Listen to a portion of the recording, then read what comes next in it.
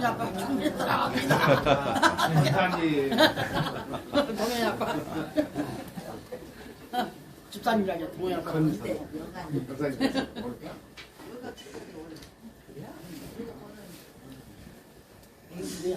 네. 대화 다 끝내셨습니까? 우리가 어리석은 사람이 나발이 지지난주에 죽었습니다. 여러분 기억나십니까? 네, 나발이 죽었습니다. 그렇다고 해서 세상에 어리석은 사람들이 다 사라진 것은 아니죠. 어리석은 사람들은 계속 있습니다.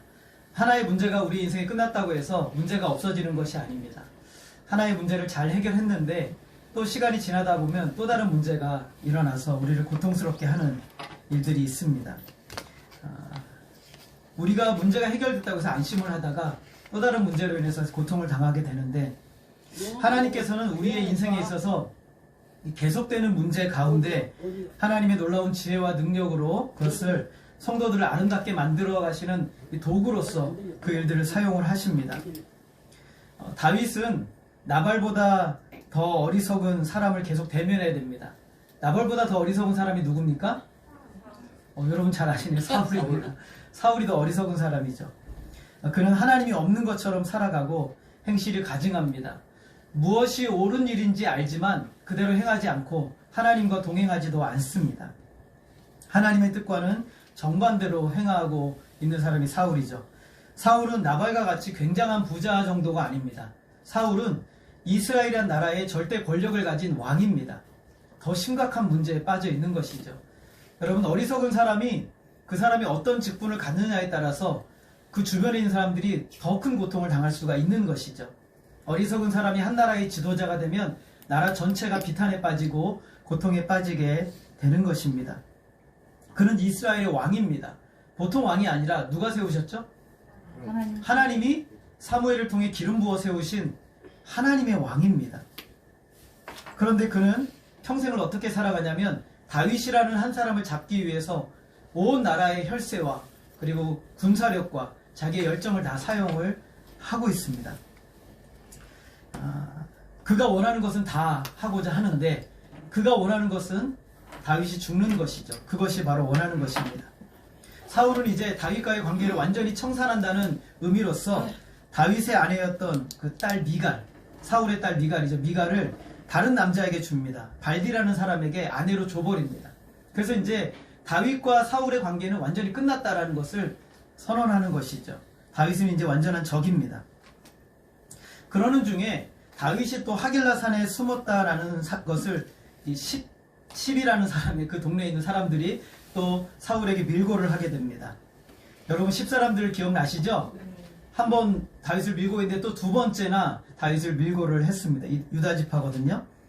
그들은 사울에게 인정을 받기 위해서 자신들이 있는 곳에서 40km나 떨어진 곳에 있는 사울에게 가서 다윗을 밀고를 합니다.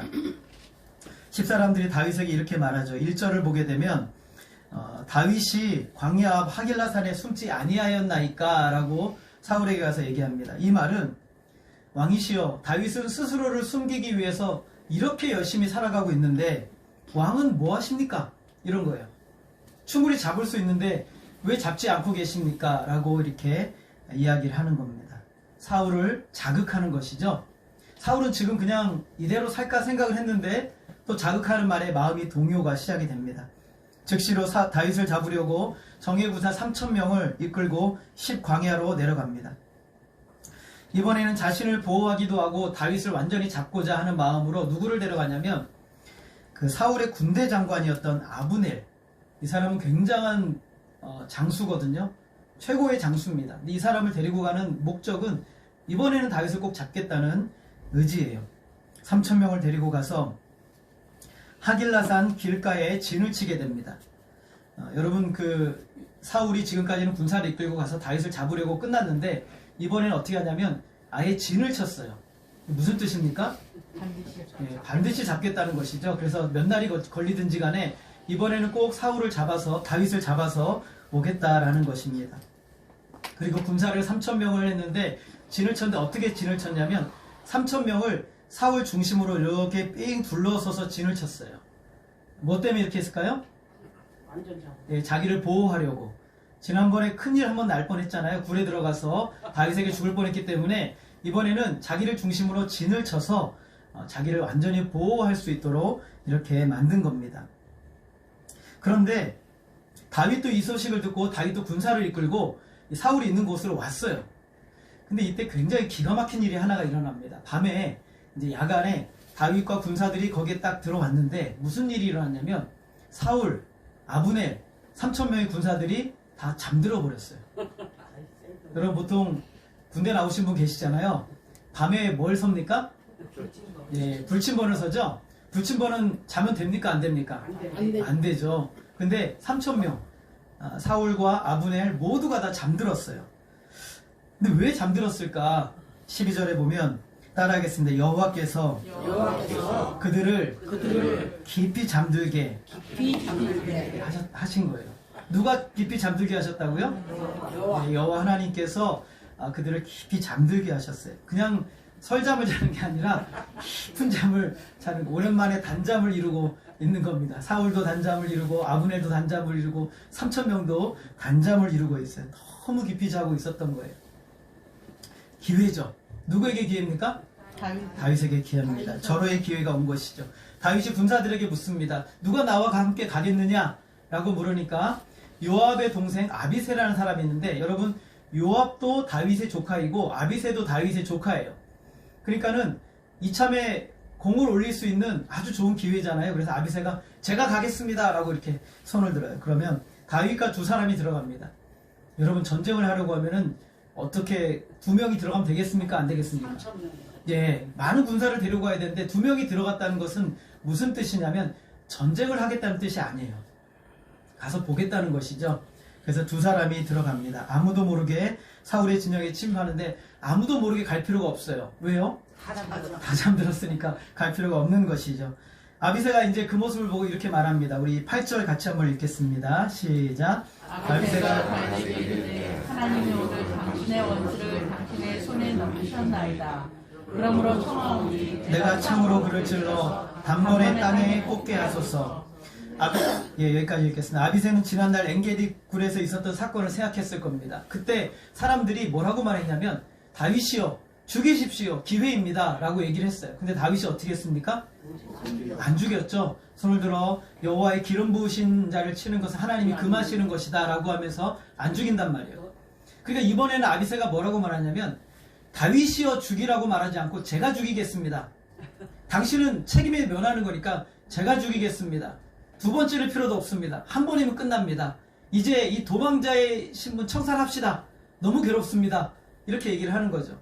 지금까지 제가 봤을 때 거의 한 10년 가까이 됐거든요. 10년 동안 도망다니는 인생이 여러분 쉽습니까? 어려운 것이죠. 그러니까 아비새도 지금 왕이시여 다윗이여 제가 하겠습니다. 그러니 허락해 주십시오라고 얘기를 합니다.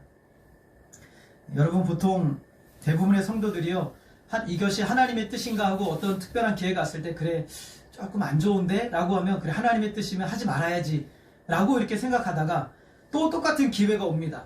근데 이거 좀 별로 이렇게 해서는 안 될 것 같아요. 근데 기회가 자꾸 오면 어떻게 생각합니까? 이게 하나님의 뜻인가 보다 이렇게 생각을 하는 것이죠. 이게 바로 우리 성도들에게도 큰 착각인 거예요. 다윗은 이 좋은 기회에 대해서 그렇게 생각하지 않습니다. 다윗은 어차피 자기의 손으로 죽이는 것도 아니고 모든 책임을 누가 진다고 했습니까? 아비새가 진다고 했어요. 그러니까 자기는 그냥 모른 척하면 돼요. 내가 뒤로 돌아있으니까 죽여 이렇게 말할 수도 있는데 다윗이 뭐라고 말합니까? 9절 우리 같이 읽겠습니다. 시작. 다윗이 아비새에게 이르되 죽이지 말라. 누구든지 손을 들어 여호와의 기름 부음 받은 자를 치면 죄가 없겠느냐. 다윗이 뭐라고 똑같은 말을 합니다. 죽이지 말라. 누구든지 여호와의 기름 부음 받은 자를 치면 죄가 없겠느냐. 이게 무슨 말입니까? 하나님의 손을 넘어서지 말라는 거예요. 하나님의 주권을 넘어서지 말라는 거죠. 네 손으로 네 힘으로 하나님의 뜻과 하나님의 역사를 넘어서서는 안 된다라고 얘기를 하는 거예요. 하나님의 주신 기회는요, 우리 성도들이 꼭 알아야 되는 것은 하나님이 주신 기회는요, 하나님의 뜻을 나타낼 수 있는 기회예요. 우리에게 좋은 기회라고 생각되지만 하나님이 기뻐하지 않는 일이라면 우리는 그 일을 통해서 하나님의 뜻을 이룰 수 있는 선용하는 기회로 삼는 것이 성도의 삶이죠. 다윗은 사울을 죽이지 않습니다. 사울은 사람들의 말에 자극에 동요하지만 다윗은 사람들의 말에 동요하지 않아요. 자극을 받지 않습니다. 다윗은 사울을 죽이지 않고 머리 곁에 있는 창과 물병을 가지고 진영을 떠납니다. 다윗은 또 한 번 사울을 살립니다. 다윗은 사울의 진영에 있는 멀리 떨어진 곳에서 이제 큰 소리로 사람들을 깨웁니다. 아브넬아! 군사들아! 하고 소리를 지릅니다. 아브넬이 누굽니까? 엄청난 장수죠. 굉장한 장수입니다. 사람들이 막 깨어납니다. 사울도 일어나고 다 일어나요. 3,000명이 일시에 일어났을 때 얼마나 기가 막힙니까? 그때 다윗이 누구를 책망하냐면 아브넬을 책망합니다. 네가 왕을 지키는 사람이 아니냐? 어찌하여 잠들어 있느냐? 여러분 누가 잠들게 하셨어요? 하나님이 잠들게 하셨어요. 어찌하여 잠들고 있으면서 왕을 지키지 못하느냐? 라고 책망을 합니다. 이렇게 책망하는 이유는 무엇이냐면 사울에게 들으라는 것이죠. 무엇을 들으라는 것입니까? 우리를 지키고 보호하는 능력은 사람에게 있는 것이 아니에요. 누가 우리를 지키고 보호해 주십니까? 하나님이죠. 아무리 내가 내 힘과 능력으로 나를 보호하고 지키려고 해도 하나님의 도우심과 보호하심이 없으면 아무 소용이 없는 거예요. 사울은 자기를 지키기 위해서 이 아브넬이라는 백전 노장을 데리고 왔지만 결국에는 자기를 지킬 수 있는 힘이 없어요. 잠들게 하시면 끝입니다. 다윗이 들어가서 죽이면 다 죽었을 거예요. 전부 다 죽었을 것이란 말이죠. 사울이 정신을 차리고 이제 아브넬과 대화하는 다윗과 대화를 시작을 합니다. 여러분 오늘 성경에 보면 다윗과 아비새가 대화를 하고 다윗과 아브넬이 대화를 하고 다윗과 사울이 대화하는 장면이 나옵니다. 여기서 우리는 분명하게 사울의 길과 다윗의 길이 다르다는 것을 분명하게 알 수가 있어요. 먼저 다윗은 하나님의 절대 주권에 자신을 맡깁니다. 무엇에 자기를 맡긴다고요? 하나님의 절대 주권에 자기를 맡깁니다. 모든 심판을 하나님께 맡기는 것이죠. 우리 10절을 한번 같이 읽어볼까요? 10절 시작. 또 이르되 여호와께서 살아계심을 두고 맹세하노니 여호와께서 그를 치시리니 혹은 죽는 날이 이르거나 또는 전장에 나가서 망하리라. 이게 누구한테 한 얘기냐면 다윗이 아비새에게 한 얘기예요. 내가 죽이겠습니다 라고 말했을 때 다윗이 한 얘기입니다. 다윗은 사울이 죄가 없다고 얘기하지 않아요. 그는 하나님께 심판받아야 될 만한 죄가 있는 사람입니다. 그런데 중요한 것은 무엇이냐면 반드시 심판하시는데 그가 죽는 날에 대해서는 내 권한이 아니라는 거예요. 그가 전쟁에 나가서 죽을지 그가 나이가 돼서 죽을지 그건 아무것도 모른다는 거예요. 여러분 사울은 죽을 때야 되어서 죽을지도 모르고 전쟁터에 나가 싸우다가 죽을지도 모릅니다. 사울이 언제 죽을까요? 다윗이 알고 있을까요? 몰라요. 지금 죽이면 다윗은 이제 더 이상 고통의 시간이 끝나는 거예요. 근데 죽을지를 모른다는 거예요. 기회를 알 수가 없어요. 정확하게 사울이 언제 죽을지에 대해서 하나님은 단 한 번도 다윗에게 이야기하신 적이 없으세요. 또 사울이 어떻게 죽을지에 대해서도 하나님께서 다윗에게 말씀해 주신 적이 없으시단 말이죠. 알려주지 않았어요. 다윗은 아무것도 몰라요. 그러나 다윗은 이 모든 권한에 대해서 하나님께 맡겨요. 그가 나이가 되어서 죽을지 아니면은 그가 전쟁에 나가서 죽을지 그건 내 권한이 아니라는 거예요. 지금 다윗은 그 시간이 자기가 고통당해야 될 그 시간이 얼마나 길지 그것이 얼마나 혹독할지에 대해서는 생각하지 않아요. 하나님의 심판이 시행되기까지 다윗은 굉장한 고통을 당해야 되거든요. 그런데 그 고통의 순간들을 그대로 받겠다는 거예요. 왜냐하면 그것이 누구의 뜻이면? 하나님의 뜻이면 그대로 받겠다는 거예요. 하나님의 뜻이면. 사울의 죄악에 대해서 하나님은 심판하실 거예요. 그러나 언제 심판하실지는 아무도 몰라요. 여러분 이 세상에 악이 가득하고 불의가 가득해도 하나님이 언제 이 세상을 심판하시고 이 불의와 악을 심판하실지는 여러분 아십니까? 우리는 몰라요. 그 권한이 누구에게 있어요? 하나님에게 있는 거예요. 그것을 인정하는 것이 성도의 신앙이에요. 이 고통의 순간을 계속 당해야만 합니다. 다윗은 사울에게도 이 똑같은 말을 비슷한 말을 선포하세요. 23절 제가 읽어볼게요. 여호와께서 사람에게 그의 공의와 신실을 따라 갚으시리니 이는 여호와께서 오늘 왕을 내 손에 넘기셨으되 나는 손을 들어 여호와의 기름 부음 받은 자를 치기를 원하지 아니하였음이니이다. 이 말이 무슨 말이냐면 하나님은 어떤 사람에게 상을 주시냐면 공의롭게 행하고 하나님의 신실하심을 따라 행하는 사람에게 상 주시는 분이심을 내가 알고 있다는 거예요. 여러분 어떤 사람에게 상을 주신대요? 하나님의 공의로 행하고 하나님의 신실하심을 따라 행하는 사람에게 하나님이 상 주시는 것을 알았다는 거예요. 그래서 하나님이 분명히 왕을 내 손에 넘기셨지만 내가 죽이지 않은 것입니다 라고 말하는 거예요. 하나님의 공의와 신실 앞에 모든 것을 맡긴 거예요. 왜냐하면 하나님이 그런 사람에게 상 주시는 분이시라는 것을 다윗이 알았기 때문에 그렇게 해나는 거예요. 여러분, 하나님이 무엇을 기뻐하십니까? 여러분이 불의를 행하고 불법을 행하고 악을 행하면서도 잘 되는 걸 원하실까요? 아니요. 하나님은 우리가 공의를 행하고 정의를 행하고 신실을 따라 행하는 것을 원하시는 거예요. 다윗은 사울을 제거하기 위해서 왕좌에 오르는 노력을 전혀 기울이지 않아요. 다윗을 죽이기 위해서, 사울을 죽이기 위해서 어떤 노력도 다윗은 기울이지 않는다는 겁니다. 하나님은 약속하셨으니까 다윗은 반드시 왕이 될 거예요. 조급함은 언제나 하나님의 뜻을 내 방법으로 이루려고 하는 거예요. 우리는 조급해지죠. 저거 빨리 내가 얻어야 되는데, 저걸 내가 빨리 얻어야 되는데, 이 조급함은요, 하나님의 뜻을 거스르게 되는 거예요. 내 힘으로 이룰 것인가, 아니면 하나님이 주신 이 기간을 하나님의 훈련과 인내와 믿음으로 받을 것인가. 다윗은 기꺼이 긴 훈련의 과정을 선택합니다.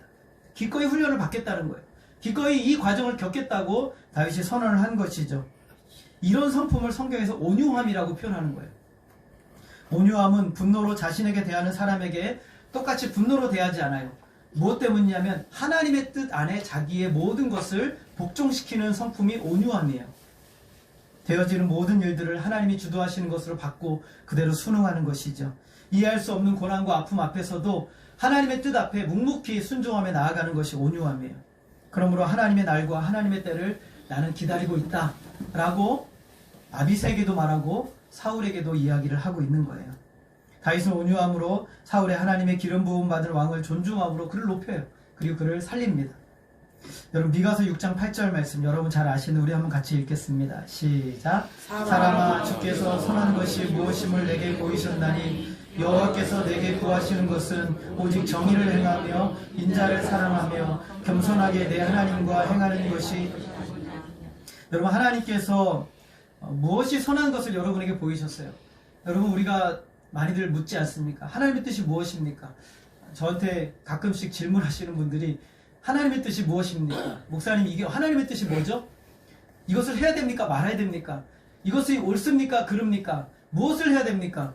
하나님의 뜻은 너무나 분명해요. 오늘 말씀해 보니까 뭐라고 말합니까? 오직 정의를 행하고, 인자라는 것은 자비를 베푸는 것을 말해요. 인자를 베푸는 것, 사람들에게 은혜를 베풀고 자비를 베푸는 것을 사랑하고 겸손하게 하나님과 동행하는 것이 하나님의 뜻이에요. 저와 여러분의 인생을 향한 하나님의 뜻은 내가 뭘 해야 됩니까? 뭘 하지 말아야 됩니까가 아니라 오늘 지금 내 삶의 현장에서 정의를 행하고 인자를 사랑하며 겸손히 하나님과 매일매일 동행하는 삶을 사는 것, 그것이 바로 하나님의 뜻이에요. 가장 선하다고 말씀하시는 하나님께서 우리에게 요구하시는 선이 바로 이것이라는 것이죠. 이것을 잊어버리고 불법을 행하면서도 하나님의 뜻이라고 말한다면 우리는 하나님의 뜻을 행하는 것이 아니죠. 하나님의 뜻을 행하는 것이 아니에요. 지금 내가 얼마나 억울한 일을 당하고 지금 내가 얼마나 힘들고 조금만 감정대로 행하면 앞으로 얼마나 편해지는지, 조금만 머리를 쓰면 얼마나 돈을 많이 버는지는 중요하지 않아요. 여러분의 인생에 그건 중요하지 않아요. 여러분, 모든 세상의 권한과 주권과 권세를 누가 가지고 계세요? 하나님이 가지고 계세요. 여러분에게 주고자 하시면 얼마든지 더 줄 수도 있는 분이 우리 하나님이신데, 하나님이 우리에게 요구하시는 뜻은 더 많이 얻기 위해 살아가는, 그것을 위해서 인생의 목적으로 살아가는 것이 아니라 정의를 행하고 인자를 사랑하며 겸손하게 하나님과 동행하는 것, 그것이 바로 하나님이 저와 여러분에게 원하시는 뜻이에요. 이 뜻을 알고 행하는 사람이 다윗이었어요. 그러므로 사울을 죽이지 않은 거예요. 하나님의 뜻이 뭔지를 알았기 때문에. 오늘 이 사람을 죽여야 됩니까? 말아야 됩니까? 그건 하나님의 뜻과 무관해요. 가장 중요한 것은 오늘 정의를 행하고 인자를 베풀기를 사랑하고 그리고 오늘 하나님과 겸손히 동행하는 것, 그것이 바로 하나님이 저와 여러분을 향한 뜻이라는 사실을 잊지 마시기를 바랍니다. 아멘. 사람들이 묻습니다. 당신 왜 이런 길을 가요? 그렇게 힘들고 고된데. 노상열 선교사님이 지난번에 나오셔서 이렇게 하는데 그 부모님이 그러시더래요. 부모님도 신앙생활을 하시잖아요. 부모님이 그러시더래요. 야, 언제까지 넌 그 길을 갈래? 언제까지 너는 그 선교사 할래? 좀 들어와서 자식들, 애들 둘이나 지금 이렇게 고생하고 하는데 네 아내도 맨날 아프고 그러는데 언제까지 그 길을 갈래? 그때 노상열 선교사님이 부모님한테 그렇게 얘기를 했답니다. 아버님, 이게 하나님이 기뻐하시는 일입니다. 이게 하나님이 기뻐하시는 일입니다. 그 외에 다른 이유가 없는 거예요. 여러분, 하나님이 기뻐하시는 일을 행하는 것이 곧 여러분의 인생에 하나님의 뜻을 이루는 삶을 사는 거예요. 예수님께서 십자가에 매달리셨습니다. 예수님을 향하여 사람들이 모욕하고 조롱하면서 이렇게 말합니다. 성전을 헐고 사흘 만에 짓는다고 하는 사람아, 자신을 구원하여 십자가에서 내려오라 라고 이렇게 말합니다. 또한 사람들이 말합니다. 하나님의 아들이라면 자기를 구원해봐라 이렇게 얘기합니다. 예수님 그들의 말에 뭐라고 말씀하십니까? 대답하지 않으세요. 아무 대답하지 않으세요. 묵묵히 십자가의 길을 걸어가십니다. 그렇게 하신 단 하나의 이유, 그것은 하나님이 기뻐하시는 일이기 때문에, 하나님의 뜻을 이루는 일이기 때문에 그렇게 가시는 거예요. 이유는 없어요. 오직 그거밖에 없어요. 그 이후의 일들은 하나님의 주권 안에 다 있는 것입니다. 다윗은 더 놀라운 고백을 합니다. 우리 19절 같이 한번 읽어볼까요? 시작. 만일 왕을 충동시켜 나를 헤아려 하는 이가 여호와시면 여호와께서 제물을 받으시기를 원하나이다마는. 이게 무슨 말이냐면 이런 거예요. 만일 지금 사울 왕이 당신이 나 이렇게 잡으려고 돌아다니는 것이 하나님이 감동을 주셔서 충동하셔서 하시는 것이라면 그대로 받겠다는 거예요. 심지어 죽음에까지도 가겠다는 거예요. 여기서 제물을 받으시기를 원한다라는 것은 내가 하나님의 제물이 되어도 좋다는 거예요. 그렇게 죽어도 좋겠다. 하나님의 뜻이라면. 굉장하지 않습니까? 이 모든 상황이 하나님의 뜻이고 원하시는 일이라면 내가 죽겠다는 거예요. 그 길을 가겠다는 겁니다. 다윗은 사울을 죽여서 도망자의 신세에서 벗어나겠다는 다짐을 하지 않습니다. 다윗은 도망자의 삶에서 매일 하나님의 뜻을 따르기 위해 최선의 삶을 살아가고 있는 거예요. 하나님께 온전히 의존되어 있기 때문에 가능한 것입니다. 여러분의 인생이 하나님께 온전히 의존되어 있고 하나님이 나를 온전히 붙들고 계시다고 믿는다면, 그 믿음으로 살아간다면 우리는 이렇게 조바심 내지 않을 거예요. 우리는 하나님의 손에 맡길 수 있는 거예요. 기다릴 수 있고 견딜 수가 있는 것이죠. 우리에게 문제는 이 믿음이 없는 거예요. 하나님이 나의 인생을 완전히 붙들고 계셔서 처음부터 영원까지 이끄실 것이라는 확신이 있다면 우리는 믿을 수 있는 거예요. 견딜 수 있는 것이죠. 다윗은 얼마든지 도망자의 신세에서 벗어날 수 있는 이 두 번째 기회까지도 포기합니다. 하나님이 기뻐하시는 것이 무엇인지 알았기 때문에. 이게 바로 하나님을 온전히 신뢰한다는 믿음이에요. 아브라함이라는 사람에게도 이러한 믿음의 시련이 있었습니다. 하나님이 백세해 주신 귀한 아들 이삭을 하나님께서 모리아 산으로 가서 번제로 드리라고 하셨습니다. 아브라함은 사랑하는 아들을 데리고 모리아 산으로 갑니다. 그리고 그 산의 꼭대기에 올라가서 제단을 쌓고 번제 위에 아들을 묵습니다. 그리고 주저하지 않고, 여러분 성경을 보시면 우리말 성경이 잘 안 나왔지만 원문에 보면 순간들이 잠시 쉼도 없어요. 그냥 즉시로 이루어집니다. 칼을 들고 내리치려고 했을 때 하나님이 천사를 보내셔서 아브라함을 막으시죠. 아브라함을 막으십니다. 여러분, 아브라함이 왜 순종을 했을까요? 왜 주저함 없이 이삭을 주기로 했을까요? 귀한 아들, 열국의 아비가 되는, 열국에 주겠다고 하는 그 유일한 하나님의 뜻이 이루어지는 아들이 이삭이었는데 왜 아브라함이 주기로 했을까요? 아브라함에게는 하나님께서 이삭을 절대로 죽이지 않으실 거라는 믿음이 있었어요. 설령 이삭이 번제물로 죽는다 해도 하나님께서 다시 살려내실 것이라는 믿음이 있었어요. 어떻게 알아요? 히브리서 기자가 말씀하고 있어요. 죽일지라도 다시 살려내실 것이라는 부활에 대한 믿음이 있었던 것이죠. 만약 이삭이 정말 이대로 죽고 끝난다면 무슨 문제가 생깁니까? 하나님이 거짓말하시는 분이 되시는 거죠. 하나님이 거짓말하시는 분이 되는 겁니다. 그래서 그런 일은 있을 수 없다라고 생각하고 아브라함은 하나님이 시키는 대로 그대로 순종합니다. 모든 걸 하나님께 맡겼어요. 지금 나보고 죽으라고 하면 죽는 신용까지 할 수 있는 상황이 된 것이죠. 왜냐하면 그 이후에 대한 책임은 누구에게 있습니까? 하나님에게 있는 것이죠. 아브라함은 이삭을 손을 들어 진짜 죽이려고 했어요. 하나님이 막으시고 그리고 그에게 참 믿음이 있다라는 것을 선언해 주시죠.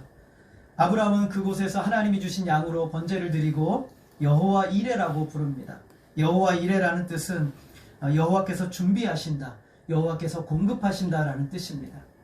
여러분, 하나님이 여러분을 위해서 준비하시고 공급하신다고 믿으십니까? 아멘. 네. 그러면 우리는 조급할 필요가 없는 거예요. 기다릴 수가 있는 것이죠. 그때가 언제인지는 우리에게 중요하지 않아요. 다윗은 말합니다. 그 사람이 살아서 전쟁을 하다 죽어도, 아니면 나이가 되어서 죽는다고 할지라도 나와는 무관한 것이다. 아무 상관이 없다는 거예요. 자기에게는 지금 하나님이 주신 길을 따르고 있다는 거예요. 그게 중요한 거예요. 오늘 우리가 하나님을 정말로 믿는다면 이 고난의 터널을 인내하며 통과할 수가 있습니다. 로마서 8장 32절에 보면 사도 바울이 이렇게 말합니다. 같이 한번 읽겠습니다. 시작.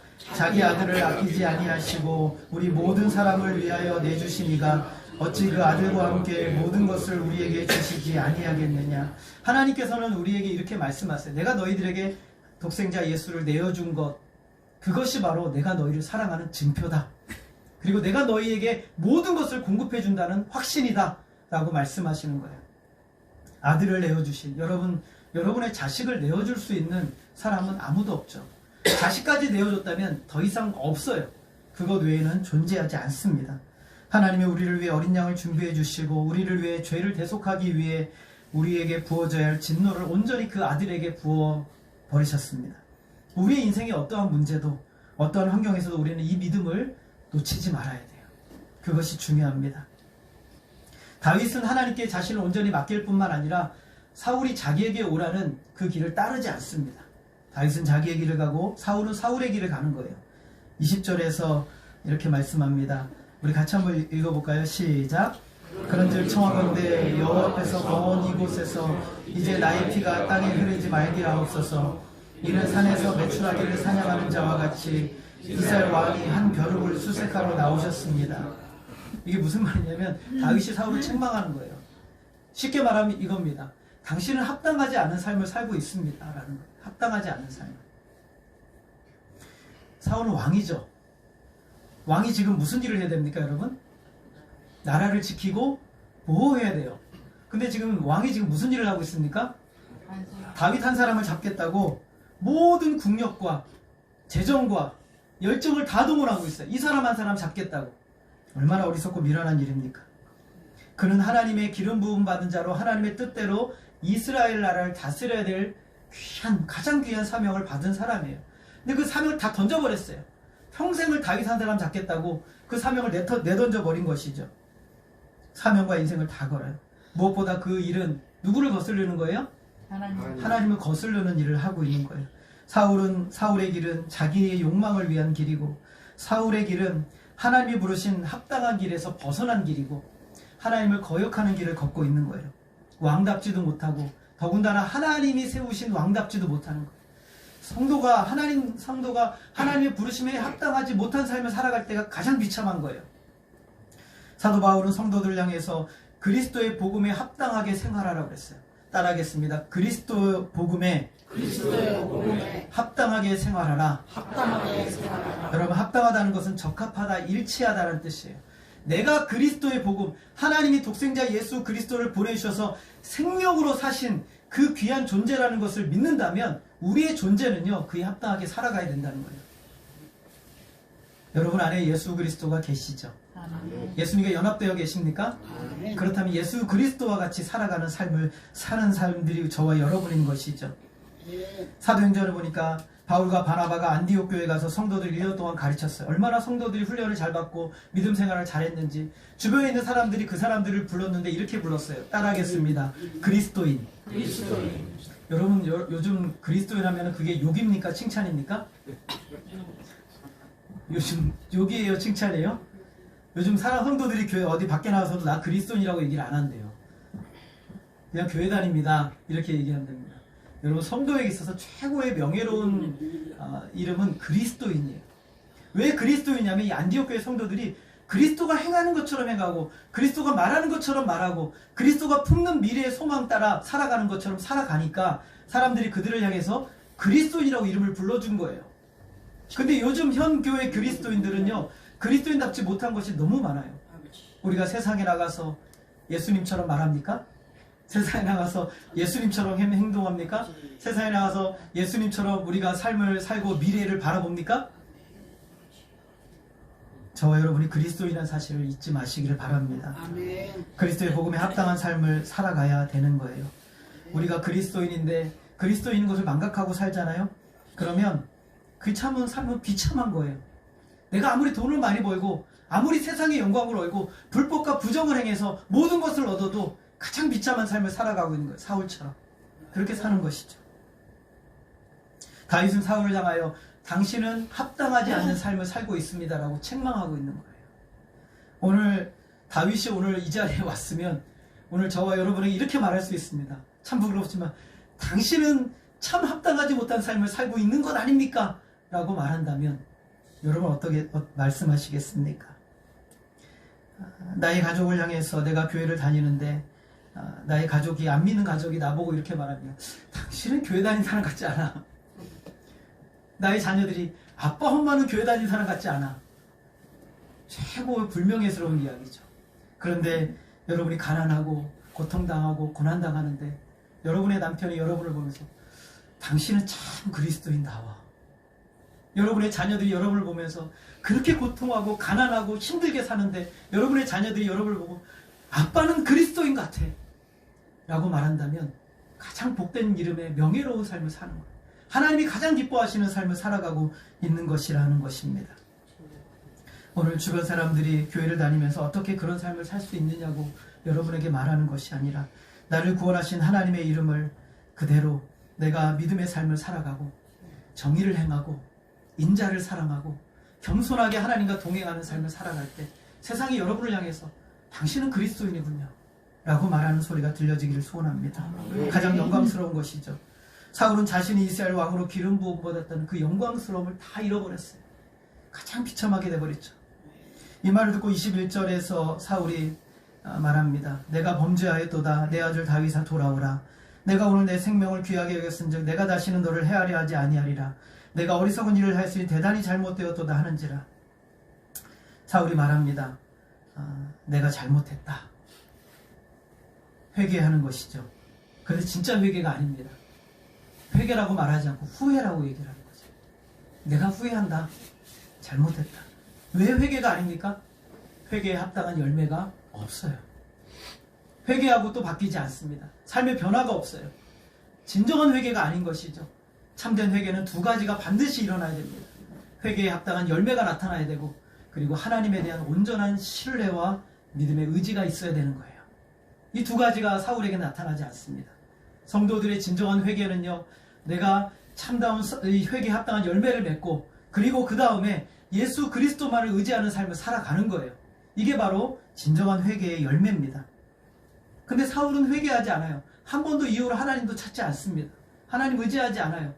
다윗을 쫓는 것에 포기하지 않아요. 물론 다윗과 사울은 이제 마지막 만남입니다. 이후로 만나지 못해요. 사울은 죽음으로만 다윗을 만나게 됩니다.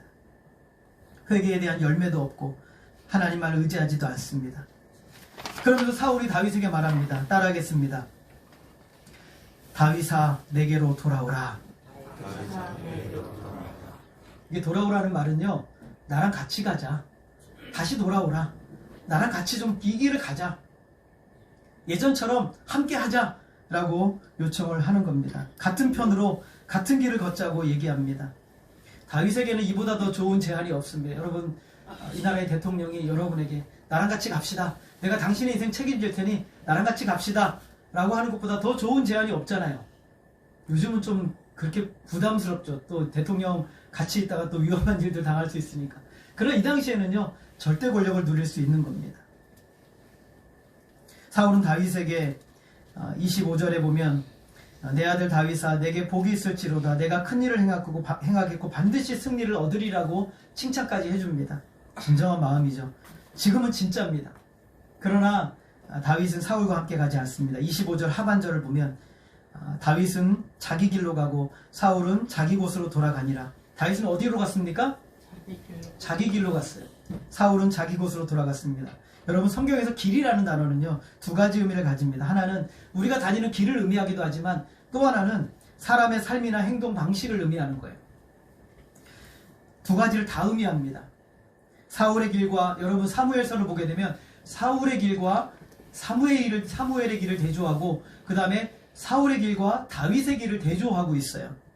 다윗은 사울이 자신에게로 오라는 말을 거부합니다. 따르지 않아요. 그리고 다윗은 어디로 갑니까?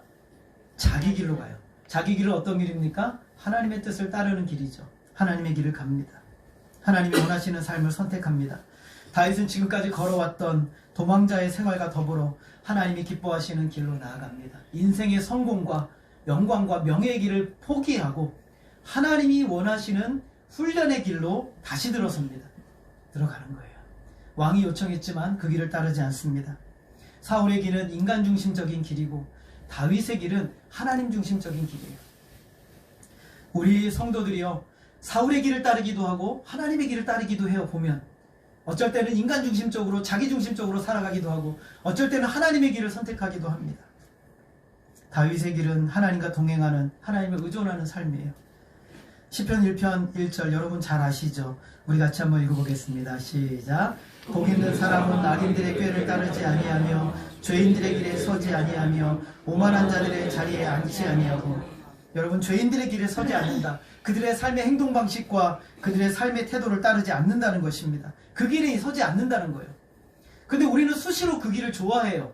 왜냐하면 그게 잘 되는 길 같으니까, 영광을 누리는 길 같아서 그 길을 따르라고 말합니다. 심지어는 교회 안에서도요, 그 길을 선택하라고 말합니다. 잘 되는 길만 따라가라는 거예요. 아니요, 성경은 그 길에 서지 말라고 말하고 있어요. 그 길에 서지 말라는 거예요. 비록 내가 실패하고 비록 성공할 수 없고 많은 것을 누리지 못한다 할지라도 우리는 하나님이 기뻐하시는 길에 서 있어야 하는 거예요. 그것이 우리를 구원하신 목적이에요. 하나님이 그것이 우리를 향한 뜻이에요. 그 대신에 2절에 보면 같이 읽겠습니다. 시작. 오직 여호와의 율법을 즐거워하며 그 율법을 주야로 묵상하는도다. 여러분, 왜 율법을 즐거워하며 주야로 묵상합니까? 여러분, 말씀을 왜 읽고 말씀을 왜 공부하고 왜 설교를 들으십니까? 그 말씀대로 순종하는 삶을 살기 위해서 그러는 거예요. 그 말씀대로 하나님께 맞추어진 인생, 하나님이 원하시는 길을 따르는 인생을 살기 위해서 늘 말씀을 보는 거예요. 하나님 말씀 안에 서는 것이죠. 그런 사람들에 대해서 이렇게 말합니다. 3절 같이 읽습니다. 시작. 시냇가에 심은 나무가 철을 따라 열매를 맺으며 그 잎사귀가 마르지 아니함 같으니 그가 하는 모든 일이 다 형통하리로다. 다윗처럼 도망자의 삶을 살고 아브라함처럼 떠돌이 나그네 인생을 산다 할지라도 그 영혼에 때로는 궁핍하고 고통이 따른다 할지라도 때를 따라 도우시는 하나님의 영적인 충만한 역사가 그에게 존재한다는 거예요. 그와 함께 한다는 거예요. 이기게 하시는 능력, 감당하게 하시는 능력, 인내하게 하시는 능력, 성령의 충만함으로 우리를 붙드시고 우리로 하여금 이 세상에서 진정한 승리가 무엇인지 보여주는 삶을 살 수 있게 해준다라는 것을 약속하고 있는 거예요. 날마다 여러분, 시냇가에 심긴 나무가 물을 달라고 하는 게 아니라 물이 그에게 자동적으로 흘러 들어가는 것처럼 오늘 우리의 신앙생활도 하나님과 동행하며 주의 말씀과 동행하는 삶을 살아가면 자동적으로 하나님의 은혜가 우리 안에 충만하게 역사하게 되는 거예요. 그렇게 삶을 살아가는 것이 하나님이 우리에게 요구하시는 것입니다. 영적인 충만함을 누리고 하나님의 은혜를 누리고 하나님과 동행하며 하나님이 인정하는, 의지하는 다윗은 하나님께서 기름 부으시며 약속하신 대로 왕이 됩니다. 그리고 어떤 왕이 됩니까? 따라하겠습니다. 하나님의 마음에 합한 왕. 합했다라는 것은 하나님의 마음과 같다라는 거예요. 하나님의 마음과 똑같은 왕이 된 거예요. 하나님이 어떻게 이 나라를 다스려요? 다윗이 그 마음대로 다스리는 거예요. 하나님이 어떻게 이 나라의 백성들을 보호하세요? 그 마음대로 다윗이 이 나라의 백성들을 보호하는 거예요. 하나님이 어떻게 삶을 살아가기를 원하세요? 그 마음대로 다윗이 삶을 선택하고 살아가게 되는 거예요. 오늘 이 세상의 삶은 인간 중심의 삶이에요. 그러나 우리는 하나님 중심의 삶을 살아가고 선택하는 사람이에요. 언제나 우리는 우리의 삶에 두 가지의 길이 존재합니다. 오늘도 마찬가지예요. 여러분의 미래도 마찬가지예요. 언제나 두 가지의 길 안에서 우리는 방황합니다. 돈을 많이 벌 수는 있는 기회가 있는데 하나님이 기뻐하시는 것 같지는 않아요. 그런데 돈을 많이 벌 수가 있어요. 따따블 몇 배의 돈을 얻을 수 있을 거예요. 근데 하나님이 기뻐하지 않는 것 같아요. 그럼 어떻게 하시겠습니까? 요거면 내 삶이 다 해결이 될 것 같아요. 어떻게 하시겠습니까? 누구의 길을 따르시겠습니까? 하나님이 기뻐하시는 일은 오늘 여러분 정의를 행하고 인자를 사랑하며 겸손하게 하나님과 동행하는 것이 하나님의 뜻이에요. 오늘 다윗은 그 뜻을 선택하면서 다시 방랑자의 인생으로 들어갑니다. 도망자의 인생으로 들어가는 거예요. 오늘 다윗과 같이 자신을 부인하며 언제나 하나님의 뜻이 중요하며 따르고 하나님께 의존되어 살아가는 인생, 하나님이 책임지신다고 믿으시기를 바랍니다.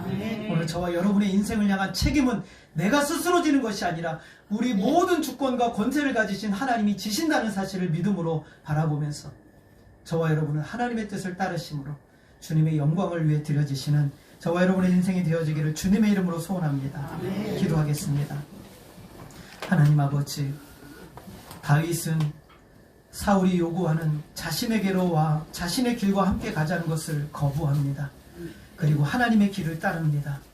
하나님의 뜻을 따르고 하나님이 기뻐하시는 방법대로 순종하고 그 안에 묵묵히 도망자의 삶을 살지만 하나님과 누리는 영적인 충만함과 천국을 누리는 삶을 살아가고 있습니다. 하나님, 오늘 우리에게도 이러한 은혜가 있게 하여 주옵소서. 이 세상에서 요구하고 방황하고 원하는 것들이 너무나 많이 있지만 그러나 나 자신을 부인하고 언제나 주님이 우리에게 요구하시는 참 믿음의 삶을 선택하며 나아갈 수 있도록 인도하여 주시옵소서. 이 길이 때로는 험악하고 고되다 할지라도 하나님이 우리의 모든 것을 책임지시고 붙들고 계심을 믿고 의지하며 나아가는 믿음의 삶이 될 수 있도록 역사해 주시옵소서. 하나님만이 우리의 전생애를 통해 영광 받아 주시기를 간절히 원하오며 예수님의 이름으로 기도하였습니다. 아멘. 우리 찬송가 545장입니다.